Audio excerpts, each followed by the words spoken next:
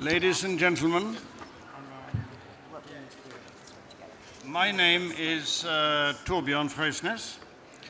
I'm the ambassador of the Council of Europe to the EU in Brussels, and I have been asked to open this event. And I am indeed greatly honored to do so, because these are transatlantic discussions featuring a live exchange between Washington, D.C. and Brussels on the topic of big data with prominent experts in the field. First, let me thank the organizers, the CPDP 2016 team, for allowing privacy activists, and there are many, regulators, academics, and businesses to meet for a 9th edition of this important event.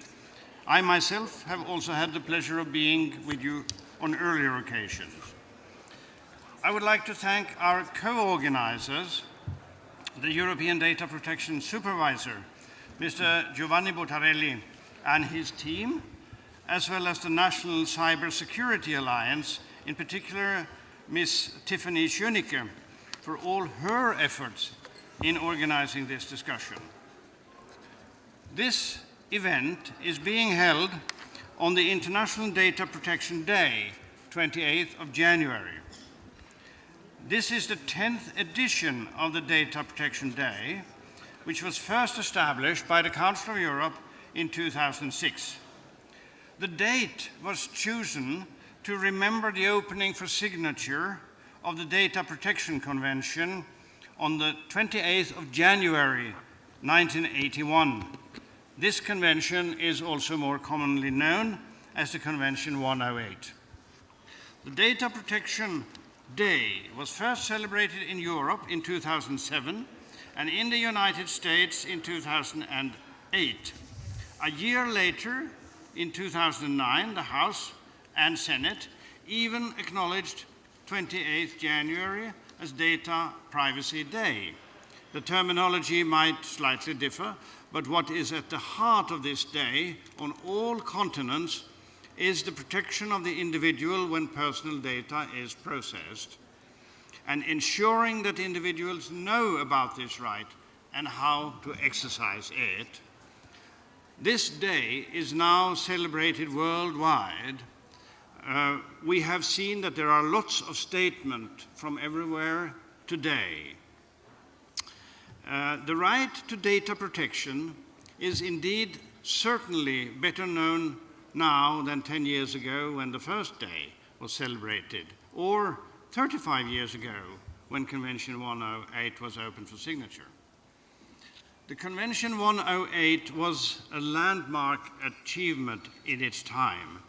It became the leading international instrument to ensure personal data protection. Convention 108 already provides common standards to 47 member countries of the Council of Europe, and other non-European countries are on the point of joining them, like Morocco, Mauritius, Senegal, and Tunisia, and others will follow. This framework applies both to the private and the public sector, which once again is key, considering that algorithmic processes are currently being used for a wide variety of purposes. Ensuring a geographic promotion of Convention 108 as broad as possible would contribute to harmonizing the level of protection afforded to individuals wherever data is being processed.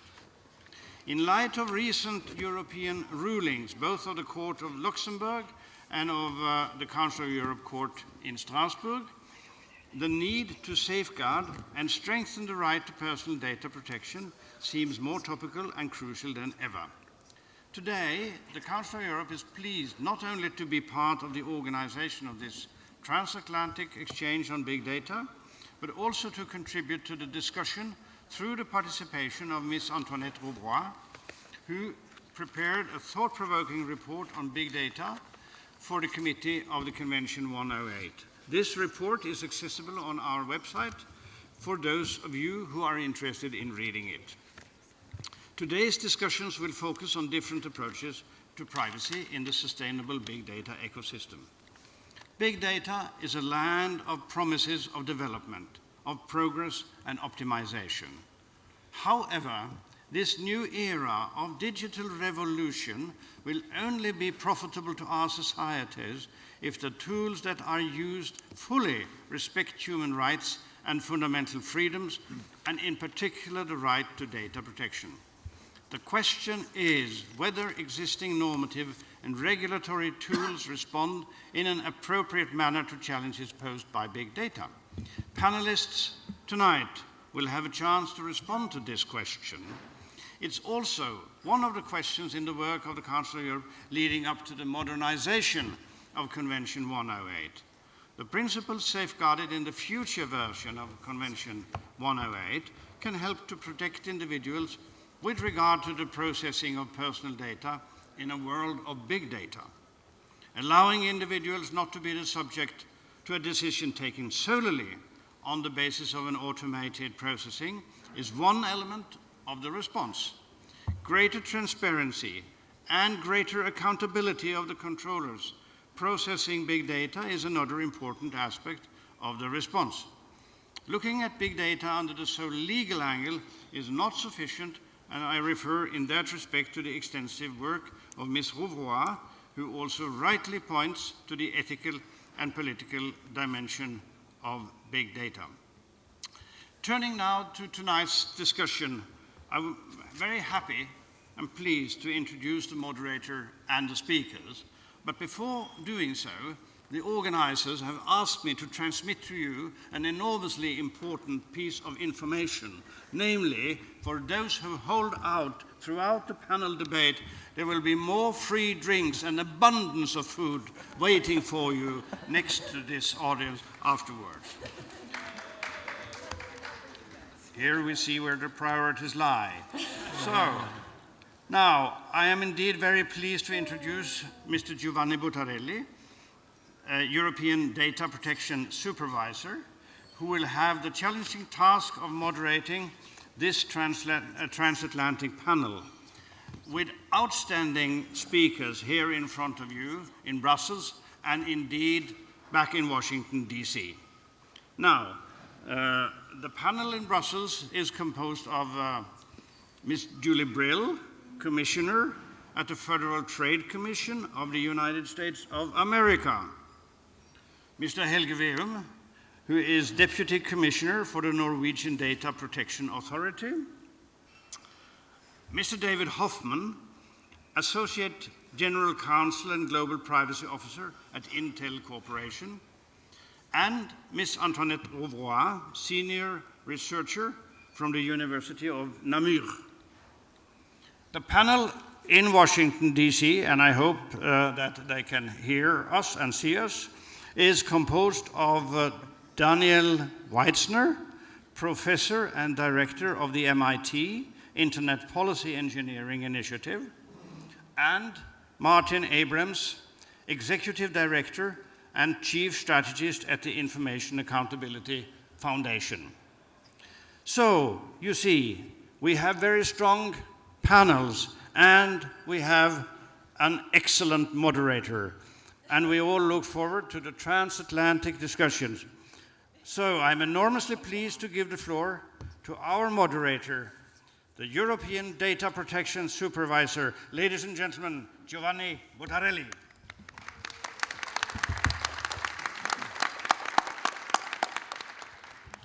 After such a sparkling introduction, what else I could say, dear Ambassador? First of all, thank you for co-hosting this event.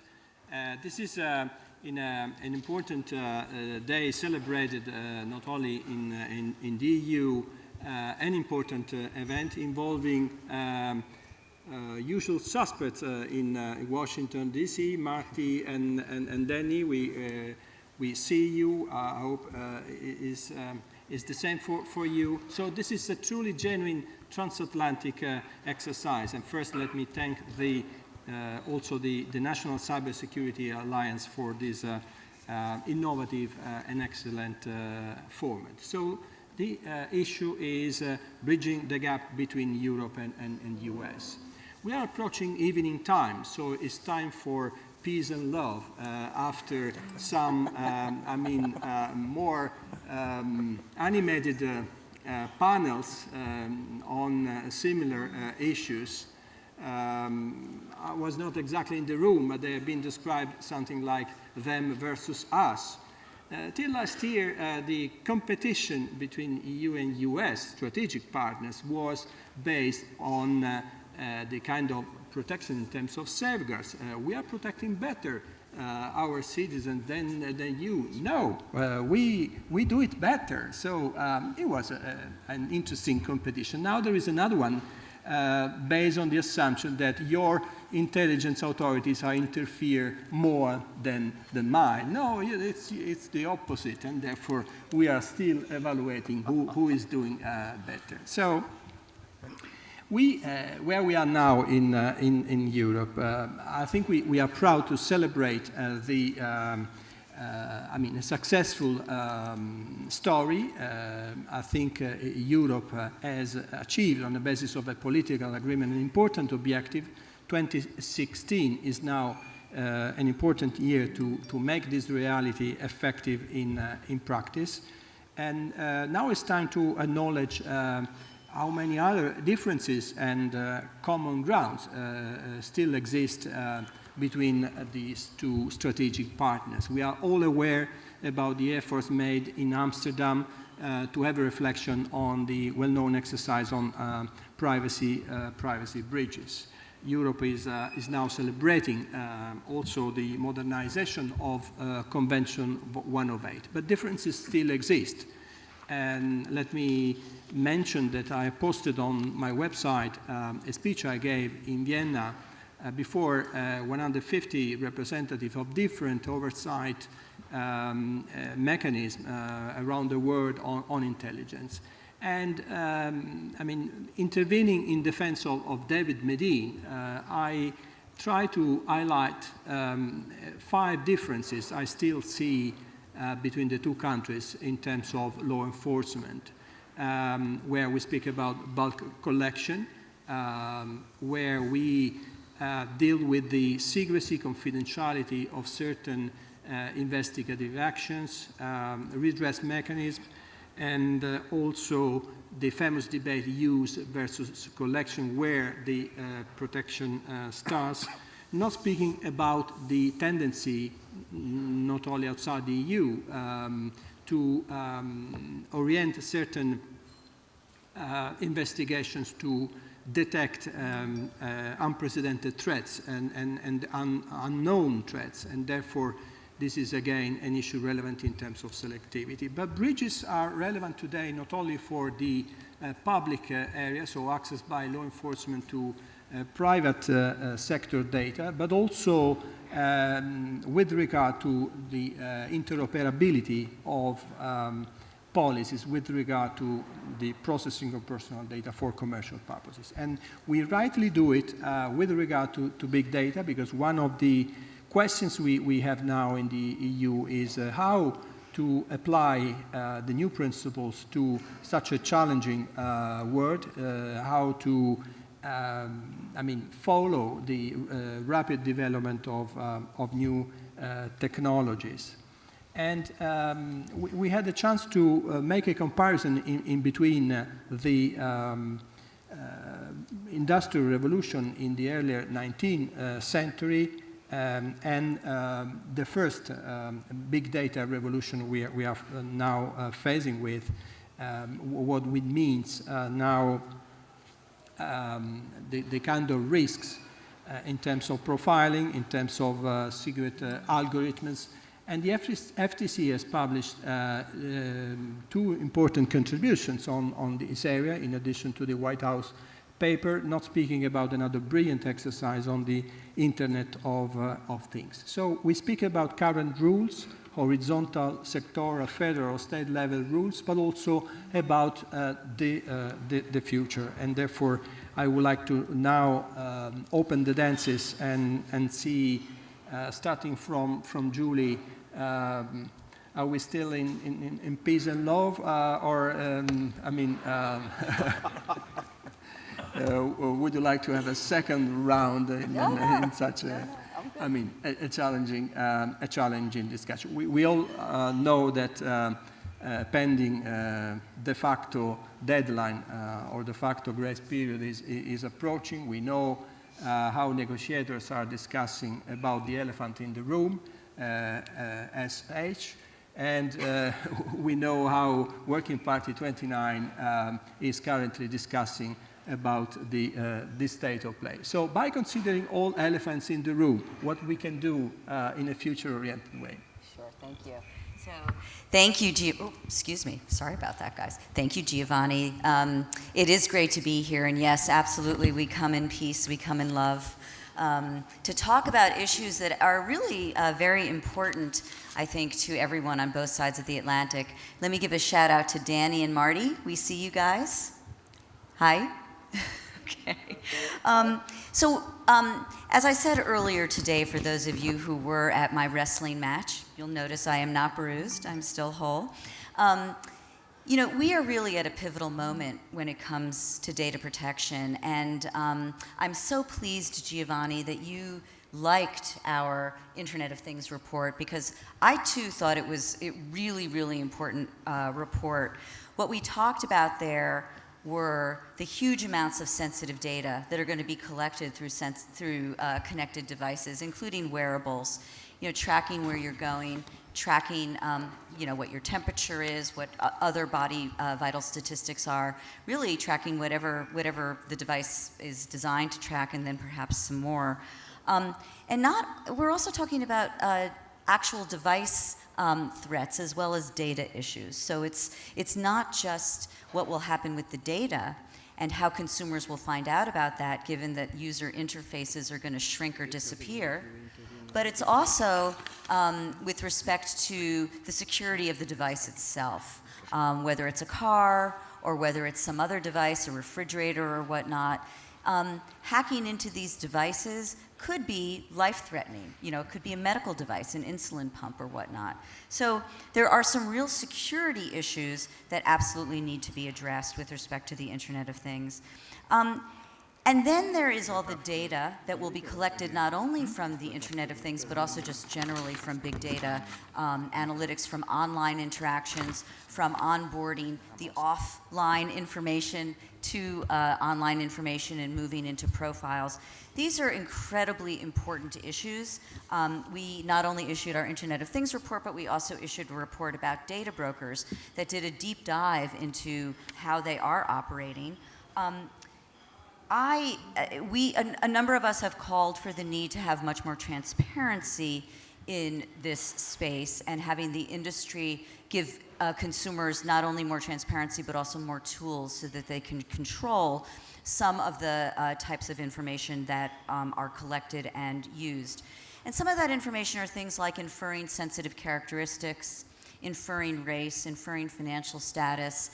We saw segmentation of consumers based on things like whether they were a metro parent, which meant that they were single and in an urban area and struggling to meet, you know, life's challenges, I think is how it was described. Timeless traditions, which was a segmentation of consumers that don't speak much English in the United States, but prefer Spanish, and other segmentation. Now, some of this information can be used to help consumers. It could be used, for instance, by entities that want to provide entry-level banking, credit cards or other loans or other credit type of tools to bring people into the banking system that may not already be in. So that can help them. But the same information can also be used to harm them and to discriminate against them. And so in addition to our big data report and in our Internet of Things report, just a couple of weeks ago, we issued a report about how data can be used as a tool to harm consumers, and what are the types of things that companies need to be aware about, at least in the United States, with respect to laws that they could violate if they aren't careful. Things like equal credit opportunity laws, equal employment opportunity laws, and other laws that don't allow disparate impact in terms of some of these significant areas.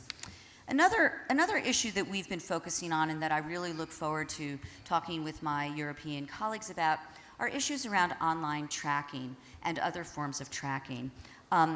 We had, I think it was just this morning, maybe it was yesterday, no, it was yesterday morning, we had a panel on mobile apps, and we got to talk about the work that was being done in Norway by a consumer group that analyzed a number of health apps to look at all of the tracking that's going on with respect to those apps. By the way, they were both European-based apps and US-based apps. It was equal. In the United States, about a year or so ago, we did a similar study, and we found also we looked at, I think, 12 apps and 2 wearables, and we saw that the grand total number of third parties that were parked on these apps and collecting data, 73 third-party collectors of information, and they were collecting some personal information like diet, workout routine, and also things like searches, health searches and searches on symptoms for particular health conditions.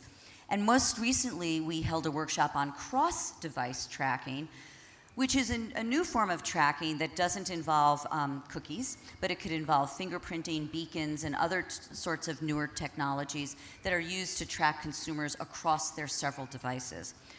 Now, all of this, in my view, is incredibly important for us to be talking about across the Atlantic.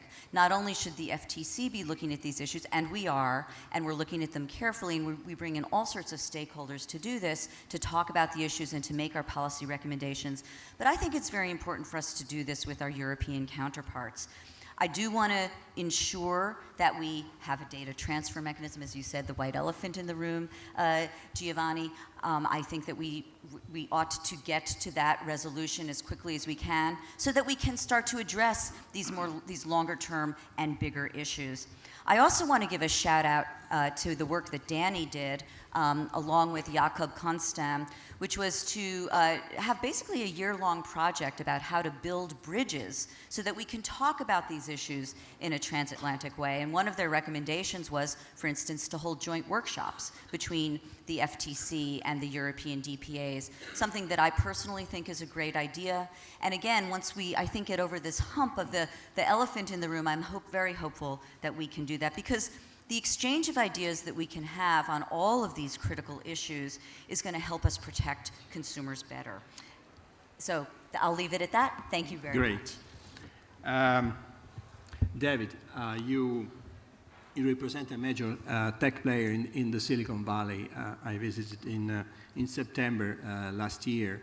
I visited Bad and Good Guys. My impression appear in our website, where I noted what are the impressions about the predominant business model. My question to you is, how do you and your colleagues think about giving users control over data about them? So what importance do you attach to data security? Since one of the major problems with big data is that individual can feel powerless over decisions which are taken about them. Thank you, Giovanni, and thank you for coming to visit us, actually. When you said you visited good guys and bad guys, we'll just assume you were saying that we were one of the good guys. In peace and love. I appreciate that very much, and thanks for allowing me to be on the panel and to speak. I think it's an absolutely important question for us to raise, particularly today on Data Privacy Day. The two purposes of Data Privacy Day, I'm looking at Leonardo Cervera-Navas in the front row here, who was the visionary whose idea of taking Data Protection Day and bringing it to the US and starting Data Privacy Day started all of this. And then I know Jolynn Dellinger is watching the stream, and Jolynn was the program manager that really turned that idea into a reality. The focus was always on raising awareness around privacy, particularly around new technology and its impacts, and promoting transatlantic dialogue. So this is the perfect conversation to have here today.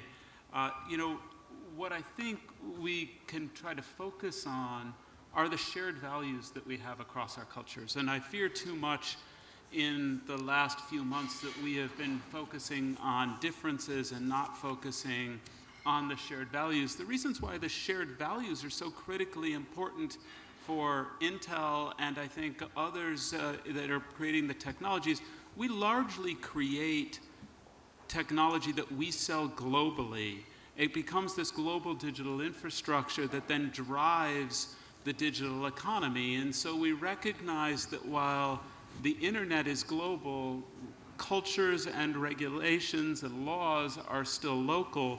It puts more of an importance on having that dialogue. I think one of the areas, Giovanni, that is a place where we need more dialogue is around user control, or as I like to think of it, individual participation.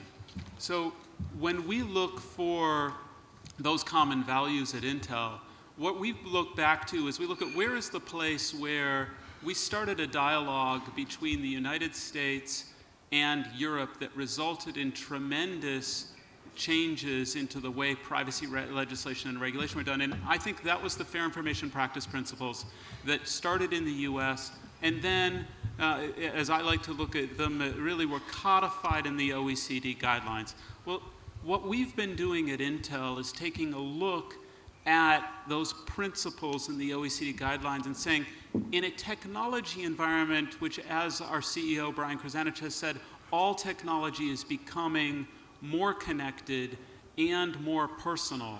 How do those foundational principles that are contained in the OECD guidelines, how do we implement them in new ways? Others have said that potentially the Fair Information Practice Principles are no longer relevant for the future of technology, and a lot of the technology that Julie referenced in her talk. We don't think that's true. Paula Bruning on my staff and I have worked together to author a white paper we call Rethinking Privacy. It's available on our website. I could also give it to anyone to talk about how we implement those principles. Individual participation is a critical one, particularly in a big data environment, that we need to give individuals an ability to understand what information that relates to them is being held and processed, and give them an ability to understand, as Julie and I were talking about yesterday, what adverse actions might be taken based on that processing of data. This is a concept in the United States that we're quite familiar with, and I won't go into too much detail because we're short on time. Oh, good. Julie's talked a lot about it. And then I think that's a place where our cultural value around understanding adverse actions we can bring, and what I would describe as a more European concept of being able to challenge data that is potentially not relevant or is disproportionate in some way, I think is also something that we could bring into the dialogue. I think that having that dialogue and figuring out a way to combine those together and to implement is going to be absolutely critical so that individuals are going to be able to trust their participation in the digital economy. Thank you, David. Because of the transatlantic dialogue, we are all slaves in such a crazy week. I have informed you that I have to leave the room in no more than 10 minutes. This is why my dear colleague, Wojciech Wiebrowski, has kindly accepted to replace me. Marty and Danny, I would like to have a chance to hear at least one round of your contributions. So, by a democratic viewpoint, may I ask you to squeeze in 5 minutes each your brilliant ideas, but you will have in return at the second round by Wojciech a more liberal green light to extend your thoughts. I'm really sorry, but as said, these are the orders of the House. Marty, you lead an international think tank which has generated really innovative ideas on particularly how reframing some principles of big data accountability. Could you explain in brief, just a forward on how these principles could be put in practice? Thank you very much, Giovanni. It's my pleasure to be here, and I thank you for allowing me to speak, and thank the organizers for putting together this session.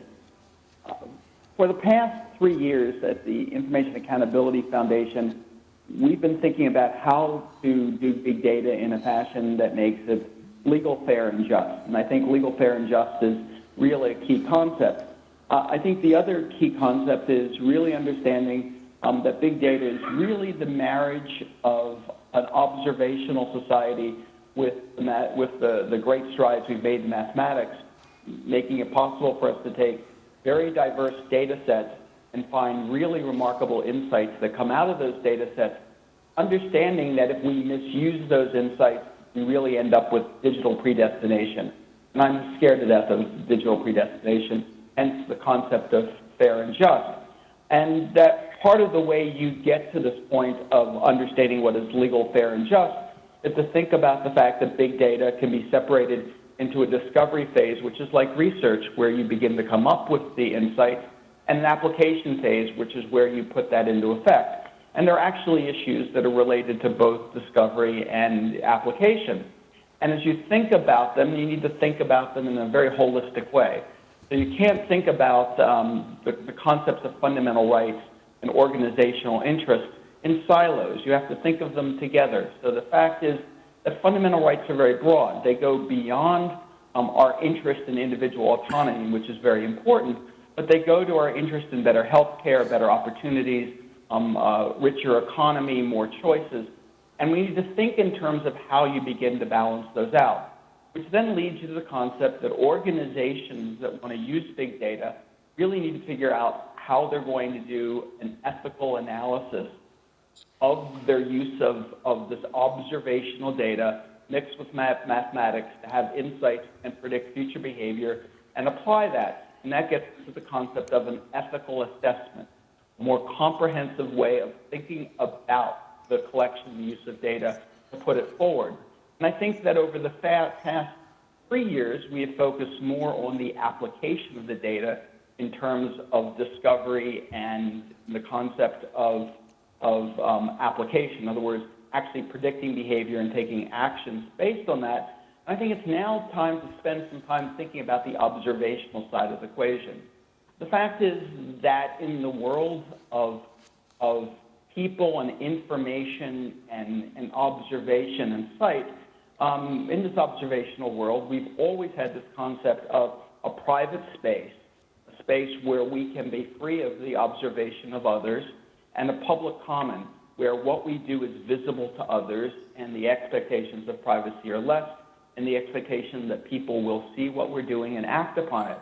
The fact is that the invention of writing took us to a new place in terms of this public commons, because our documents became part of the public commons, and the acceleration of a censor-based society over the last 20 years has begun to even accelerate that further. So I think part of our challenge in this world of making big data endurable is to actually turn back to the concept of what is the public common. We issued a blog today on our website where we begin to discuss the fact that you need to think about what it means to have a public common, think of it in a more nuanced fashion than we did 5,000, 6,000 years ago when we first began to think about these things, and really begin to have a discussion on this observational side of it. So really for us, the challenge is not just to work on the data stewardship side, but let's begin to have a common sense across all oceans, not just the Atlantic and Pacific, but also the Indian Ocean and the Pacific Ocean, Atlantic Ocean, and begin to have a real sense of what we mean by a public commons in the 21st century. Thank you very much, Marty. You got a bonus for an extended extra time in the second round. With permission of Antoinette, I would like to ask Danny Weitzner to jump in with the same recommendation. We all know that you have a solid and extensive background with a variety of experiences. With your permission, I would like to ask you to focus in this first round on your recent experience from an academic perspective at the MIT. We know that you are working hardly in looking to ways of exploiting data to benefit society as a whole. And we understand you are analyzing the essential prerequisites to work successfully in that perspective, potential obstacles and indispensable safeguards to assure that these benefits are not achieved at the expense of relevant fundamental rights. Could you summarize in a nutshell what we may expect from MIT? Giovanni, thank you so much. And I'm sorry you'll be leaving us, but the fact that you'll be going, perhaps to see the elephant in another room, gives me confidence that there'll be a positive result. My best wishes to all of my colleagues on the panel, and thanks to the organizers, both in Washington and in Brussels. I wanted to offer just 3 brief points, but since time is short, I'm going to add a fourth. And the fourth, in a way, is really what I consider to be a prerequisite for addressing big data privacy issues, for building a big data environment in which users feel confident. So the fourth that I'm going to mention first is that first and foremost, in a big data environment, we need strong, effective end-to-end security. As I think many people know, we're engaged in a very significant debate in the United States, in the UK, in Europe, all around the world, about what has been called backdoor access for law enforcement, meet what are very legitimate law enforcement investigative needs. We've done work recently with my group at MIT and colleagues around the world to point out the extreme dangers of dumbing down.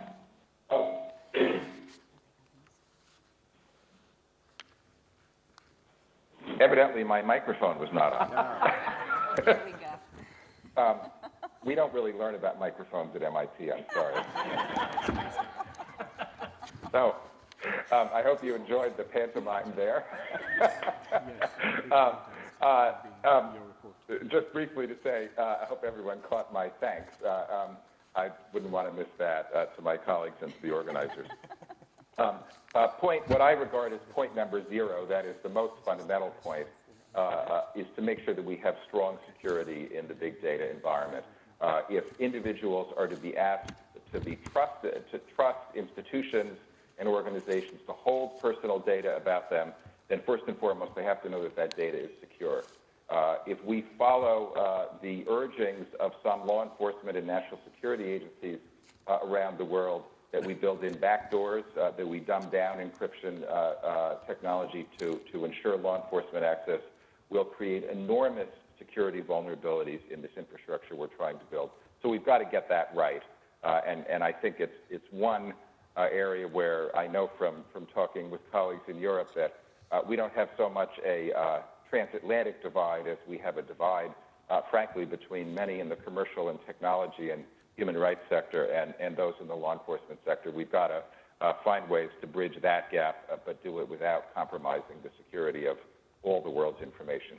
3 very quick points, Giovanni, about areas that we're working in that I think provide guidance on how to approach big data privacy issues.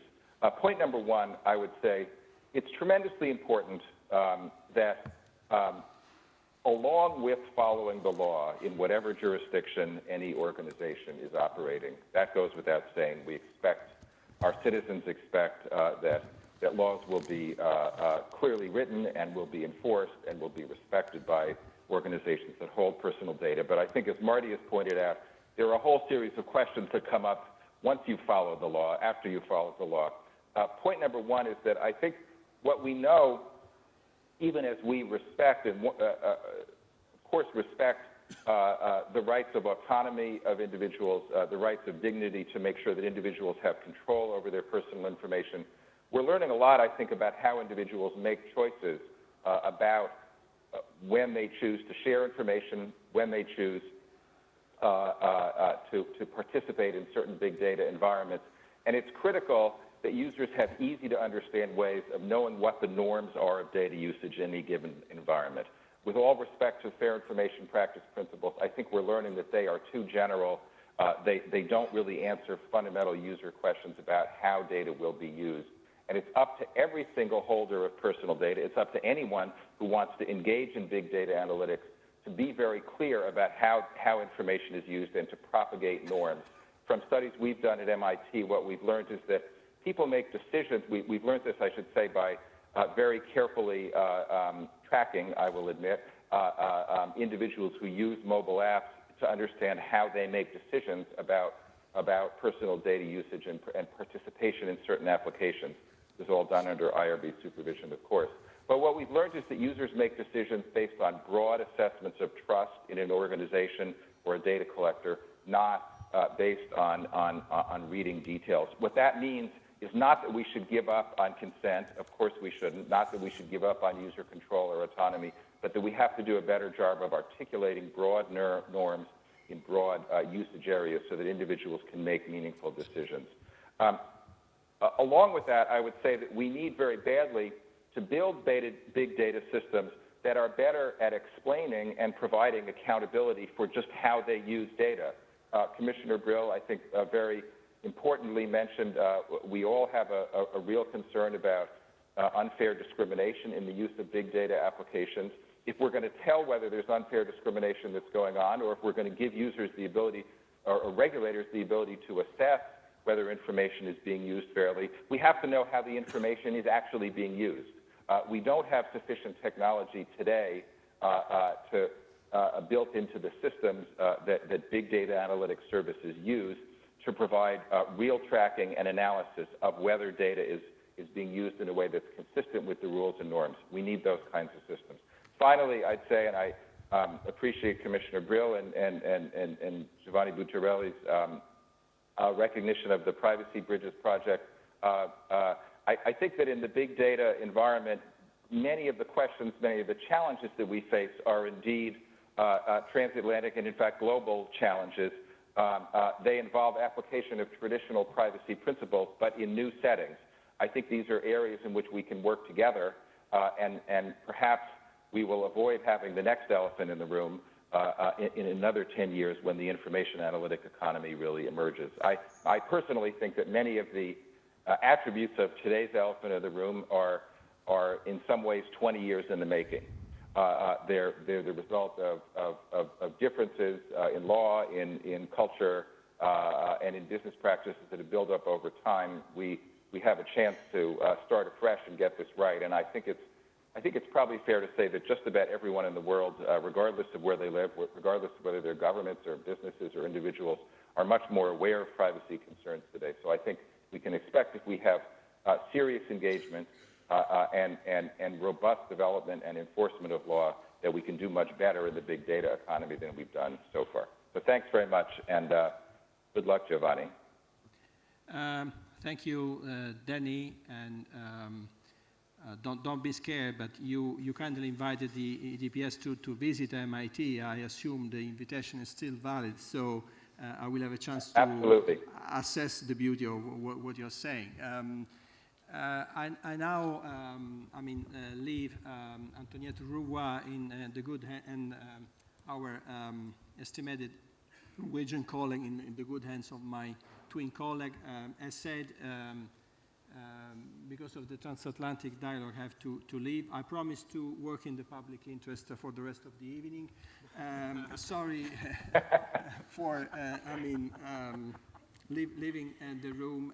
Hope to have a chance to be in touch with all of you and the relevant audience. Thank you for your comprehension. Thank you, Giovanni.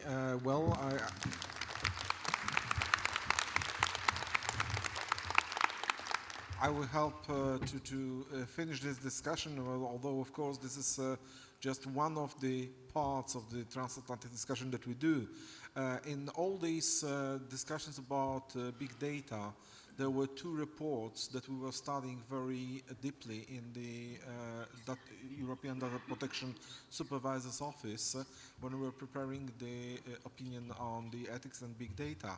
And one of these have been prepared in the Council of Europe. Already His Excellency Ambassador had an opportunity to say a few words about it. Antoinette, you have been preparing this report for Council of Europe and very detailed study about big data and the ways it can affect the freedom of individuals. And could you please sum up the most important parts of the report? I have to say that is one of the most influential work that has been done recently. Thank you very much for your kind words, which are not deserved, I'm afraid, but thank you anyway. It's very encouraging. In fact, the mandate I received from the Council of Europe, and I thank them for that, for their trust, was to map a little bit what were the big challenges big data may raise in terms of fundamental rights and liberties, not only in terms of data protection, and see afterwards whether the data protection legal regime could help solve some or parts of these issues in a way that would be helpful. So I began the study by a broad tour of horizon of potential issues, and the first of these issues was that, in fact, big data brings us into a radically new paradigm, a new truth regime, a new way for humans to relate to what we believe is true, and to relate to uncertainty. So I analyzed big data analytics as a new strategy for dealing with uncertainty. That was my departure. And I noticed, in fact, that that new truth regime first relies on series of assumptions. First assumptions is a kind of pretension of exhaustivity of data, meaning that the data is everything. Everything is susceptible to be translated into data which can be metabolized by automatic machines. It means that you can replace the physical world by the digital representation, but it's a digital representation which does not represent itself as a representation. It represents itself as the world itself. So that's that kind of pretension of exhaustivity is also the pretension to exhaust all possibilities. That's the new power of prediction, you know. If you know all the data, even if you don't know the causes of phenomena, you can predict what will happen. So it's really a shift from the ambitions of modern rationality, which linked the phenomenon to their causes, towards a purely statistical rationality, which is completely ignorant of causes of phenomenon, but just allows to predict their surveillance and eventually to prevent possibilities to happen or events to happen, or to make sure that they happen, depending on the applications. So it's a kind of, in fact, data behaviorism that is put in place through big data analytics. It's also a new way of categorizing people based on data rather than on contractual dispositions or through institutional processes or debates. Through that data behaviorism allows for criteria of merits, deserts, dangerosity, desirability, rather than being debated democratically. They can be now detected from the data themselves. So that's a huge shift really in rationality, which really makes, as I will explain, makes the legal subject disappear. So what we need for an era of big data, if we want to reflect about a sustainable ecosystem for big data, first of all, I think we would need a new social contract between individuals, companies, and the states. But in order to have a social contract, you need to have all the partners in the social contract. And the partner who is disappearing now is the subject. So you have companies and states, and all the discourses accompanying the big data innovation is the value of innovation, and it's true, is valuable, competitiveness and individual comfort, interest of consumers and users, but consumer is not the whole of the person, and the user is not the whole of the person, and the citizen is never spoken about, and that's really a problem. And this focus on innovation, competitiveness, and individual comfort, in fact, prevents the striking of a fair balance between private and public interests, and between those interests and the rights and freedoms of individuals. The crucial issue, in fact, from my point of view, is of course personal data. Some personal data is involved in big data, but all big data is not personal data. Personal data is really marginal in big data. And in fact, you don't need personal data anymore to characterize very precisely, not to identify, but to characterize the future potential conducts of people.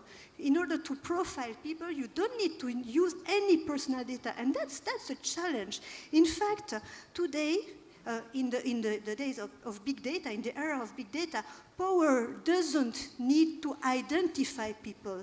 It just needs to profile them. And a profile is nobody. A profile is something in the future. It's a risk, it's an opportunity. It's no one. There is no one. So in big data context, there is no person. There is only intrapersonal data, very tiny pieces of sometimes very insignificant, very banal, trivial data, which is often worked, transformed into raw data, and raw data is depersonalized data, decontextualized, and anonymized data. So it's really not personal, and then this non-personal data is aggregated at a supra-individual, supra-personal level, at an industrial scale, and then that allows you to have personalization, here hyper-personalization, hyper-individualization of interactions, administrative, security interactions, commercial interactions, but without any person involved in it. So what could the role of data protection be in that context? Data protection, I think, is very interesting because data protection gives the occasion for subjects, for legal subjects, to resurface in the process. How can that be? Not so much by insisting on the mythical capabilities of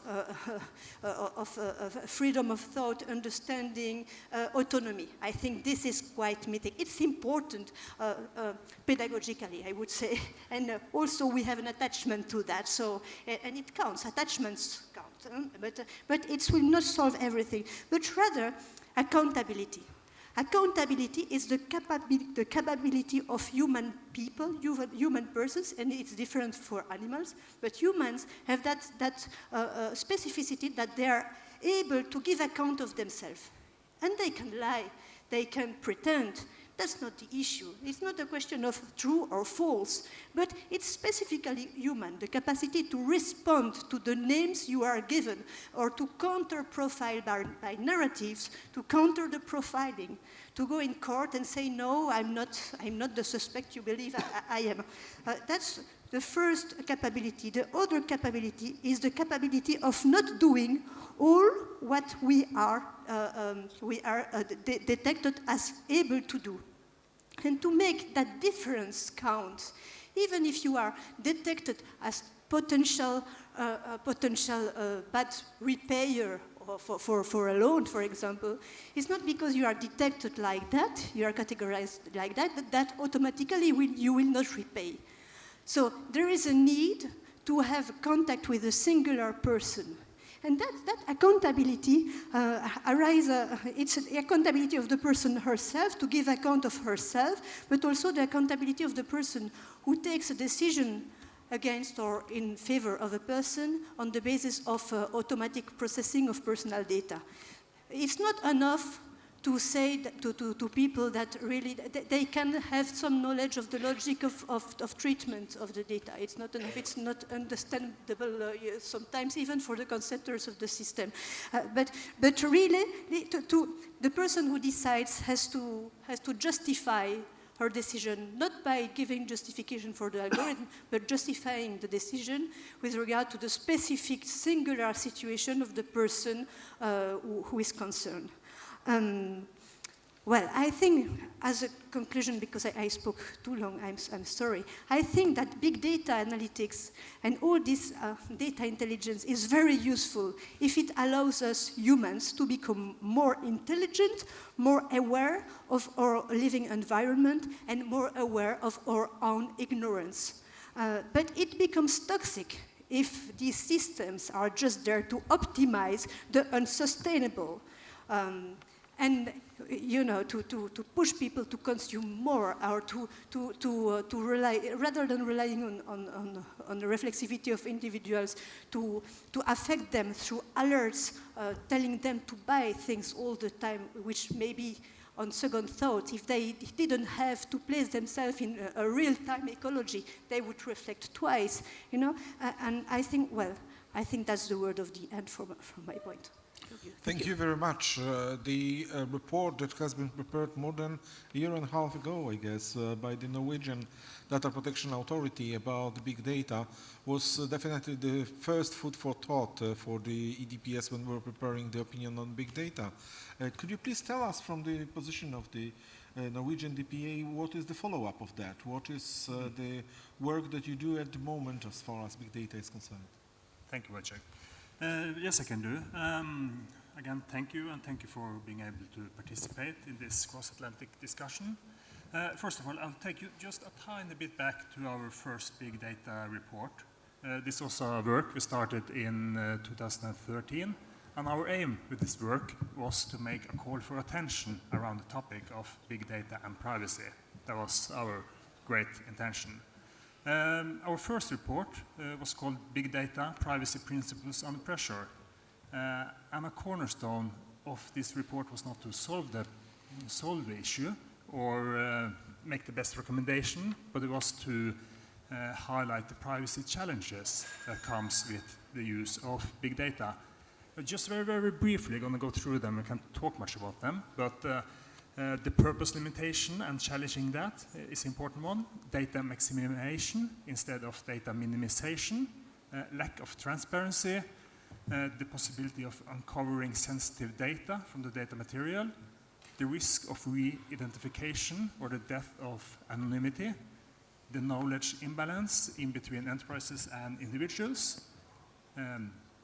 The result of having errors in the data, incorrect data, and the data determinism, when decisions and predictions actually can shape the behavior of the data subject. And we also brought in topics as the chilling effect, when we stop saying what we really want to say online or in the society, and also the echo chambers, an echo chamber where we're surrounded by people having the same thoughts as us, maybe the opposite of the intention of internet, being exposed to other ideas.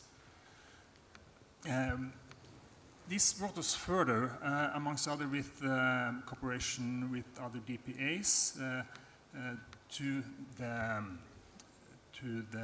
Mauritius declaration, not declaration, but the resolution from the Conference of International Conference of Data Protection and Privacy Commissioners. And this was an important document, short and sweet, but it's a strong call from the privacy commissioners around the world to the industry, stating that the basic privacy principles should be followed in the times of big data. And then to our ongoing work. I won't say too much about it because it's going to be a bit of a spoiler. There's a separate session tomorrow where we will present some of our new work. I'm also glad Julie mentioned the work done by our Consumer Council on apps. That's very, very nice. In 2015 and 2016, this is ongoing work. We are choosing a sidetrack of big data, looking into the online marketing industry. What we see is that we have not just one big brother, but we have several big or small brothers behind our shoulders, looking at what we're doing online, and they're doing it for commercial purposes. And this is a very hidden industry. So our observation is that the internet economy is grown into the surveillance economy. People are looking at what we're doing online, and they're gaining a lot of money on it. And the transparency factor, it's very, very low. We have compiled our findings in a report called The Great Data Race. This will be presented in more depth tomorrow in a separate panel. This is not just an online problem. We see the merge in between the physical world and the online world with web beacons and so on, that we as consumers are being tracked, often with the same identities, doing our physical shopping or other physical movement, and that's combined what we're doing online. So we're seeing greater data gathering, and we see the merge in between the physical and the online world. Some of our calls in this report is that this is a business that will has to start finding code of conduct and work on how can we do this in a ethical, good way and in a transparent way. And we also think the publishers, the website owners, the newspaper owners, they have to step up and take responsibility. As of today, they just hide and let those working on the backside take the responsibility, if any takes responsibilities. And we think it should be more consumer friendly, and you should be able to choose to be tracked or not to be tracked, and tracking should be based on consent. So much for the report, and we'll come back to that more at a later stage. I just want to say, before I finish my part, being here at the CPDP, I'm delighted in the interest and in the depth of the discussions on big data and privacy. It's growing, and I'm very happy that the academic side takes an active role in the debate. I do think that the academic lead is fundamental for bringing us the right way forward. I think I'll leave it right there. Thank you. Okay, thank you very much. So we had the first thoughts from both sides of Atlantic. We will go to this discussion in the panel in a while, but let's allow the first round of the questions from the room.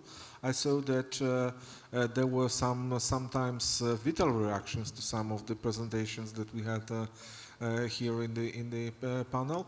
I have a question I have the request to those who are in Brussels. There is one place in the middle of the room where the cameras are directed to, and where is the microphone. So if you want to ask the question or give you comment, please, if you can approach this microphone in the middle of the room, and then I will also give the possibility to have the questions and comments from the other side of Atlantic. I guess it's also technically possible.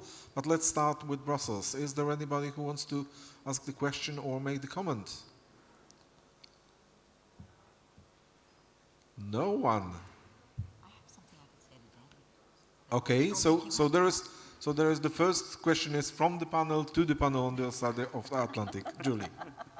So I just want to make sure we have a lively discussion, lively and friendly. So Danny, I wanted to focus on a couple of the things that you raised. I completely agree with you that we need to focus on how big data is used. It's a very important issue, and in order to do that, we need analytic tools. And one of the things that I wanted to mention, this really isn't so much of a question as a comment, is on January 14th, we had a privacy con where we brought in researchers from all over the world. They were largely US researchers, but there were also representatives from other countries who were doing cutting-edge research on a number of issues. One of the presenters was talking about a tool that he is developing. He's from Columbia University. A tool he's developing for companies to use on their own data to determine whether or not their use of it is having a disparate impact. And now, this picks up very much, Antoinette, on something you were talking about. It's an accountability tool because at this point in time, it would need to be voluntary, that a company wants to find out whether or not they are having a disparate impact in inappropriate ways. Of course, our report focused a great deal on the potential legal issues that a company could face if they are having disparate impact in areas that are covered by US law, or if they might have other legal problems. But this is a tool being developed by a researcher named Daniel Su, and I found it very exciting that researchers are focusing on how to develop these things. I completely agree too, Danny, with your point.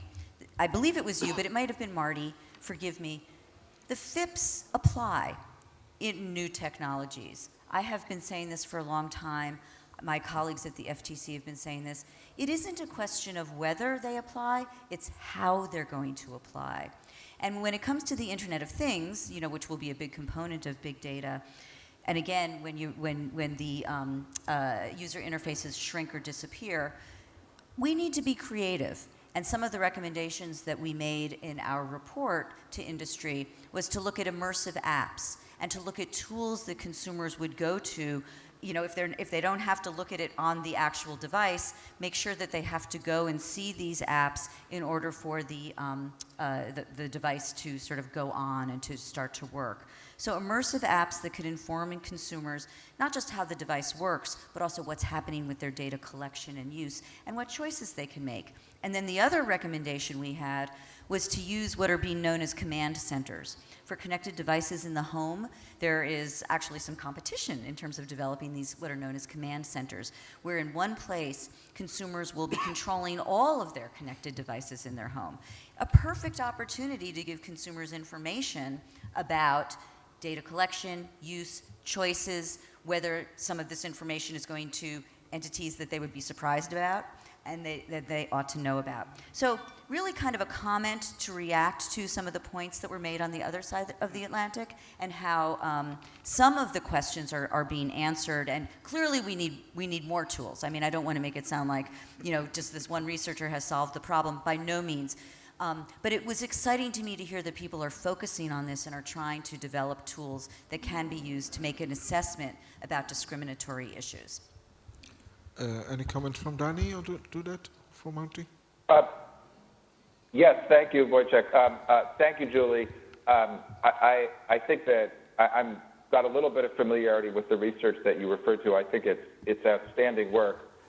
It is, I think, a great example of actually taking some of the analytic tools that we are developing for big data analytics and actually turning those tools on the data so that we can actually understand the impact of that data usage. I think you know, and I view those frankly as tools that ultimately ought to be useful to regulators and enforcers such as you, such as the data protection authorities around the world. I think we should start to expect that data controllers who hold large amounts of data can actually explain themselves in a systematic way, not just say, here's our privacy policy, we've written it down, it follows all the requirements stated in the various laws, we hope, but here's actually an analysis, as you suggested, Julie, of the impact of that data on actual individuals. There may be some kind of interesting second-order questions about how much data we have to keep around in order to do that, and what that does to some of the issues that Antoinette raised about identity and personalization. But I think we ought to expect that at least some small part of the extraordinary expertise, technical expertise, and resources that are being devoted to analyzing patterns in data go to analyzing the social impact, including the privacy impact of how that data is used. So the point that has been made continually that it is accountability that is the OECD principle that comes into play when we're thinking about what it means to be an effective data steward when doing big data is front and center.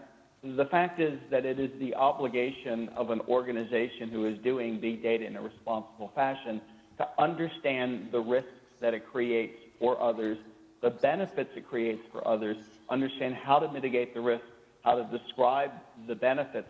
Part of that is having the right tools in place to understand that you're having disparate effects and being open to the fact that you have to, one, demonstrate that you know you're having disparate effects, and being able to demonstrate that to others when called upon to do that. So the fact is that the tools you're talking about, Julie, rest on that OECD principle of accountability, and it's how we interpret accountability in the 21st century. A point that I think is important to mention is we talk about data collection.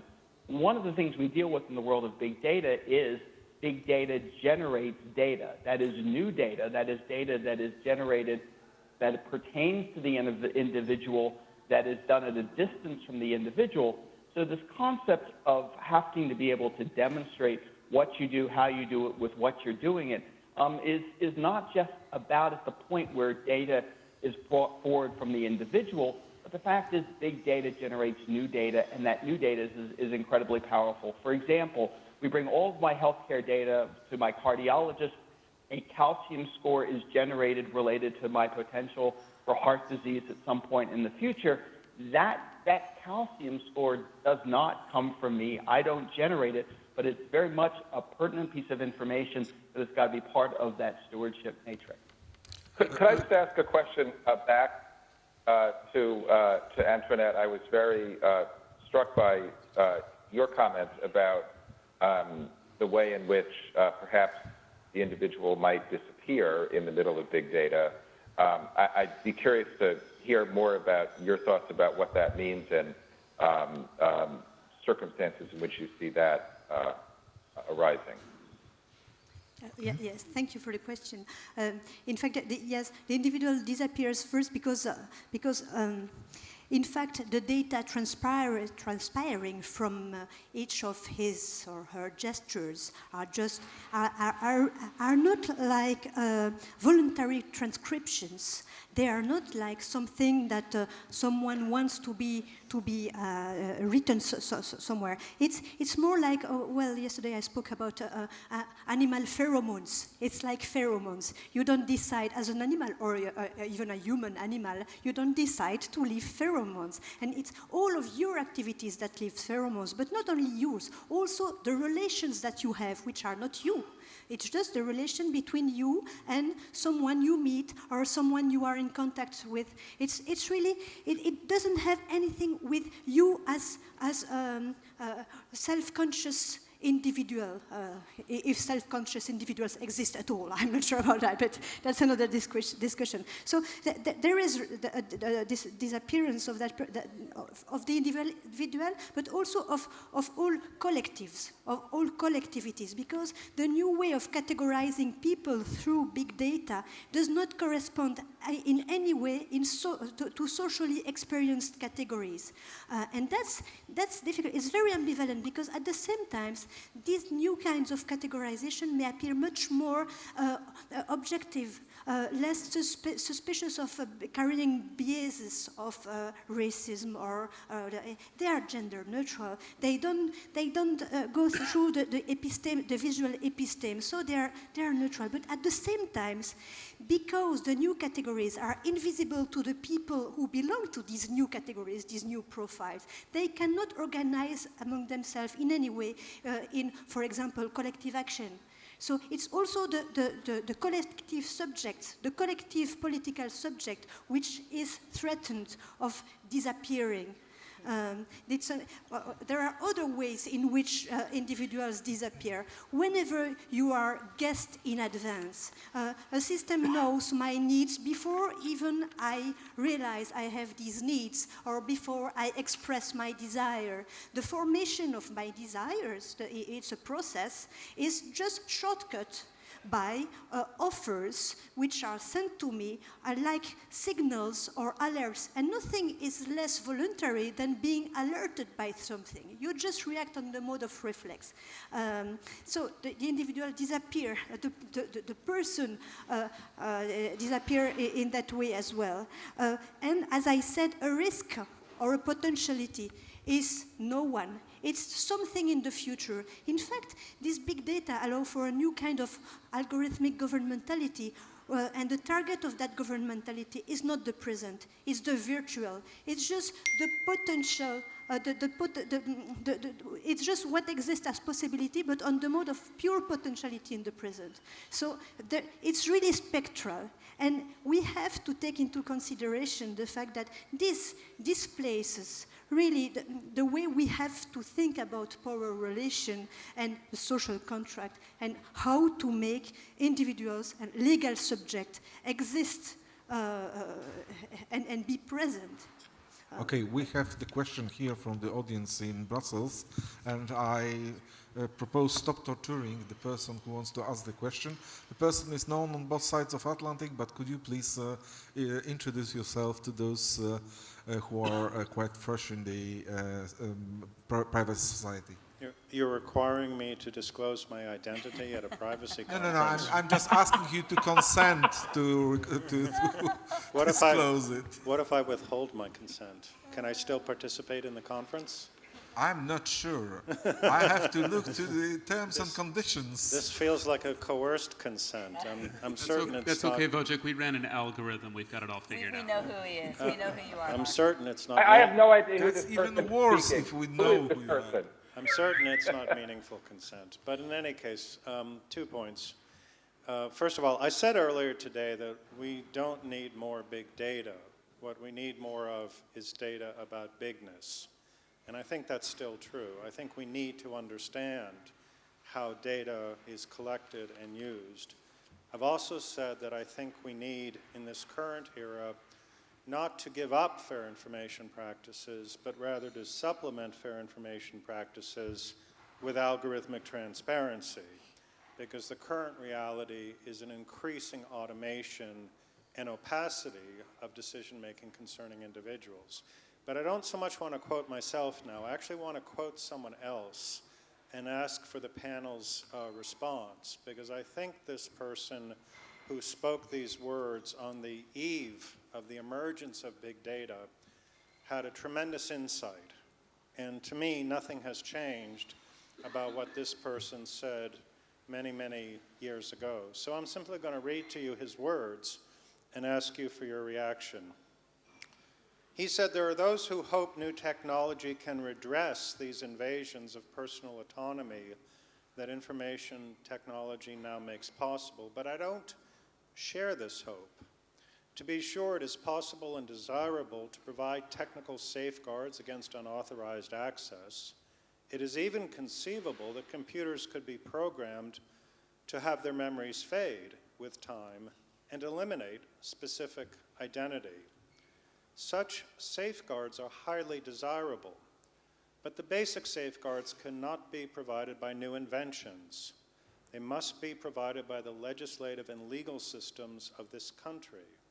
We must face the need to provide adequate guarantees for individual privacy."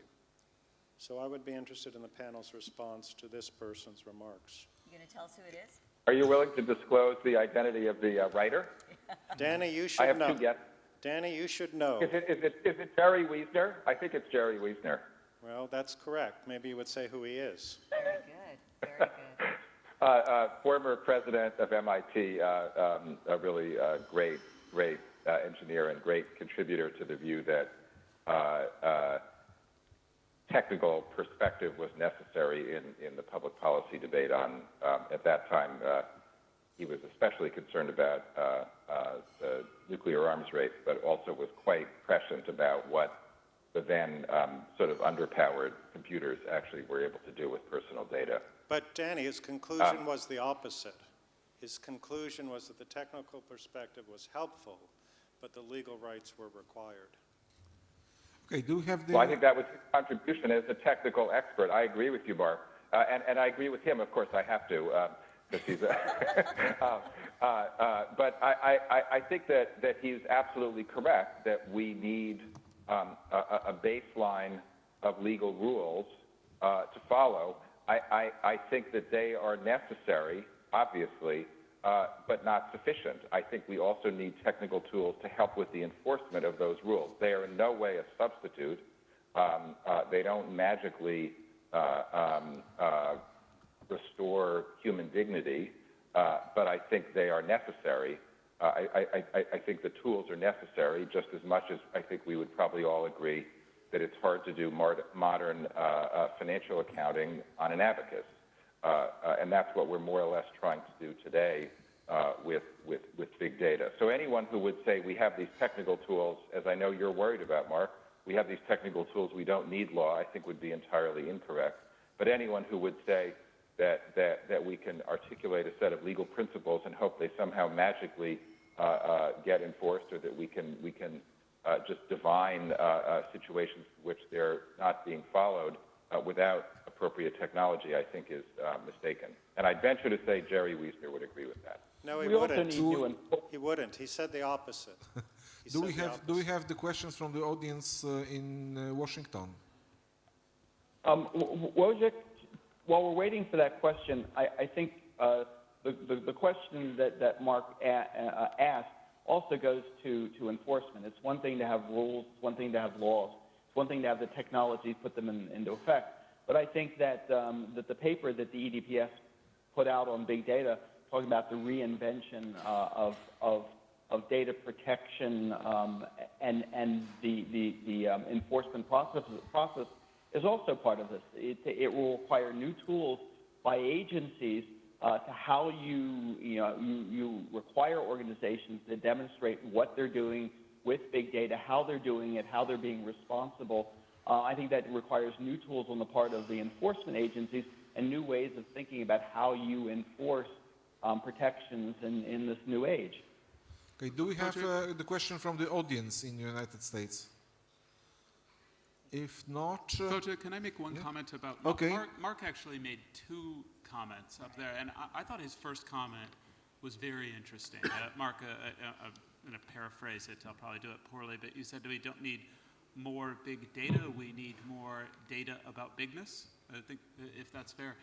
And I think that's incredibly insightful. And one of the things, so I happen to chair the board of a nonprofit called the Triangle Privacy Research Hub, which is taking a look at how to encourage the innovative and ethical use of data across a number of different silos. One of the things that we're doing because of the fortunate local proximity to fantastic cancer research centers at Duke and the University of North Carolina, Chapel Hill, is talking to oncologists and asking them, what benefits do you think you would get in your research and your care for your patients if you had access to different streams of data and potentially more ability to apply advanced data analytics to that data? And the response comes that there is a almost unanimous response. We think we would get benefits. We think that the research would be enhanced and we could help the fight against cancer. But it's been very difficult to get more of an understanding of exactly how we would derive those benefits. When we start thinking about the kinds of data that can be supplemented into the variety and volume of data that would make up big data, like fully sequenced genomes from individuals, I think this is an area that needs funding and a lot of research to really understand if we're going to have that data that could be incredibly impactful on individuals and we're going to infer things from it, let's have a real understanding of the benefits so that we can make decisions as democratic societies of whether that's the right thing to do. Okay, we have 3 minutes and 6 persons to summarize. So as I did it yesterday, I would like to ask you for one tweet, so 140 signs to say what you expect for the next year in the discussion about big data transatlantically and on both sides of Atlantic. Julie, would you like to start with this one sentence? Gosh. One tweet, I guess I would say we must focus on fairness. We must focus on protecting vulnerable consumers and ensure that the very tools, this is maybe going over 140 characters, please forgive me, but we need to ensure that the tools that arguably are designed to protect them really don't harm them. That to me is the most important thing to focus on going forward. Okay, thank you. And Antoinette? Yes, I take that opportunity to comment of the comment about more data about bigness. I think this is also very crucial, and therefore it's crucial not to have only a risk approach and saying, okay, we give up the data protection principles and the finality principle and the limitation principle in order to focus on risks. No, because that would be against fair competition. It would give all the biggest ones already, who have already a dominant position, an even more dominant position, which would disallow new entrants. Also, just on an economic point of view and on an innovation point of view, this would be very damaging. So I would argue, therefore, on very pragmatic grounds, usually I don't do that, sorry, but for keeping our basic data protection principles very firm, they're applicable in big data era. It's hard to do it in 140 signs. Danny, would you try? We should all be helping the DPAs and with the FTC and our legislatures to make sure that we have clear rules in this area that address the big data risks and that they're enforced. Okay, Marty? We need to really rejuvenate and reinvent the way we think about individual participation in the world of data protection, because individuals should indeed be part of this equation, and we just have to figure out how to do that better. David? I think this is 127 characters. Security safeguards are critical. It takes data to protect data. Focus on ethical and innovative use of data. Okay, thank you. And my fellow DPA from Norway, Helge. Thank you. I'll try to be on 140. Are we reaching the tipping point of what actually consumers accept, especially in the terms of advertising and use of big data? We measured 73% want random ads, not direct targeted ads. That was a lot more than 140. Thanks. Thank you very much, and I would like to thank all the people who survived this discussion to this 8 o'clock in the evening. That's really a big achievement. And remember, tomorrow is another day. It's another day of the conference. And of course, we invite you to the other part of the room for the rest of the transatlantic meeting. Thank you, Marty. Thank you, Danny. Thank you, everybody on the American side. And thank you, the organizers, for allowing us to have this transatlantic bridge. I'm sorry we cannot send you any virtual wine nor the cookies. Well, some cookies we can send, but not exactly the ones that you expect. Thank you very much.